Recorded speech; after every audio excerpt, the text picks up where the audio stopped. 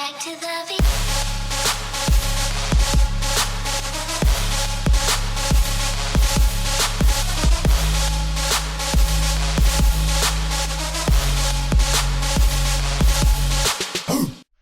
Hey, what's going on, guys? It's Josh with the Ultimate Team Nation, and today we've got the AFC North team ratings.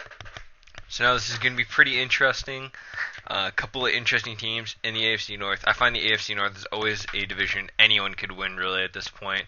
Some teams obviously are slight favorites, in my opinion, but realistically, there's some pretty balanced teams, and I think it's reflected in the ratings. So, pulling up the list now, we're going to obviously do what we did last episode, which I'll leave a link for that in the description. So coming in at number 4, we're going to have the 75 overall Cleveland Browns. So, Cleveland, yeah, they're missing some key factors, like Josh Gordon left. Obviously, he would rather, I see that as one of the biggest wastes of talents I've ever seen. Led the league in receiving, set a bunch of records, and was just more interested in smoking marijuana than being an NFL wide receiver. And you know what? I guess that's how it is. Everyone can make their own choices. I don't know how you pass up a career in the NFL, but so forth. Anyways, so hopping in, it's going to be it's still a debate currently on quarterback. Josh McCown's going to receive a 72 overall, as well as Johnny Manziel has a 71 overall. So it's going to be pretty hard to develop quarterbacks in Cleveland as of right now. So it's I guess that's another thing that's up for grab. They've also picked up Dwayne Bowe in the offseason, who's an 83 overall, as well as Andrew Hawkins, 80 overall, and Brian Hartline, 78 overall. Isaiah Crowell is also 74 overall, Terrence Weston a 73 overall, and Ricky Duke Johnson is a 73 overall. So those are the halfbacks at the end, as well as a couple wide receivers. So it's not like they're off to a terrible start. They do have a very good offensive line, and you're just going to need to bring in some skilled players to work around that. Hopping onto the defense, Danny Shelton with a 75 overall, who's going to start at nose tackle, along with right end Desmond Bryant, left end Randy Stark. Some notable returning players to the defense is Carlos Dansby, 90 overall, Joe Hayden, 90 overall, as well as Donta Whitner, 90 overall. So, middle linebacker, almost on for every play. Very good key player. You got a shutdown corner in Joe Hayden, as well as a stud safety in Donta Whitner. So that's something that Cleveland brings to the table, and that's definitely going to be pretty good. So, going to the next two teams, we have a tie for second. I'm just going to read down from where we are. So, Pittsburgh Steelers pulling in an 84 overall, and the Bengals, who will have an 84 overall as well. We'll start with the Steelers. So the Steelers obviously have some of the best, one of the best running back, number one wideout and quarterback combo in the league. Ben Roethlisberger pulling in the 95 overall, Antonio Brown with the 97, and Le'Veon Bell with the 94. So all three of those players actually ranked in the top 5 of their respective positions. So the Steelers have a key player in all three of those aspects, and as well as a defense and pretty good offensive line. Now, in the other wideout spot, you're looking at Martavis Bryant, who's an 80 overall, as well as Marcus Wheaton, 75 overall.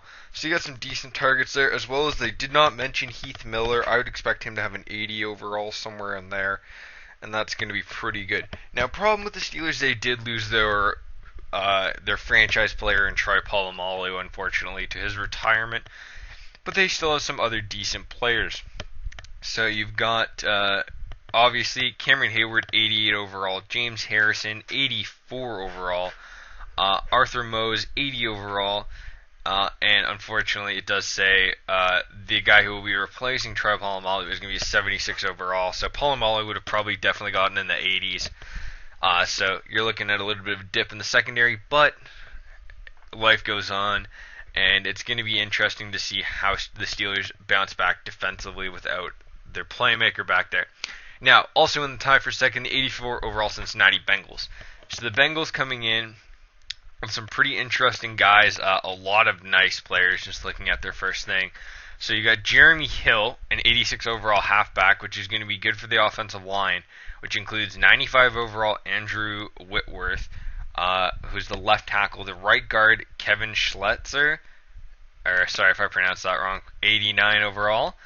You got AJ Green on the outside with a 92 overall, as well as you got Marvis Jones and Mohamed Sanu. Mohamed Sanu with a 79, Jones with a 78, coming in at number 2, number 3 for the wide receivers, as well as Tyler Outfield with an 81 overall. I believe he was a top 15 draft pick, maybe top 20. A couple of seasons ago, I remember, actually, yeah, I think he went in the top 20 to the Bengals. He was a couple picks before Desmond Trufant for the Falcons. I just remember staying up to watch that draft, and I remember hearing his name get called. He was one of the higher ranked tight ends that year. Now going to their defense, they've got 89 overall Geno Atkins, as well as Carlos Dunlap, 88 overall, Michael Johnson, 81 overall, Bontaz Burfict, 86 overall, Rayman Gula, 83 overall, which is a solid linebacking core, as well as you has Kirkpatrick, 70 overall, and which will make a decent impact in the slot wide receivers. You also have Ladarius Webb, isn't shown here.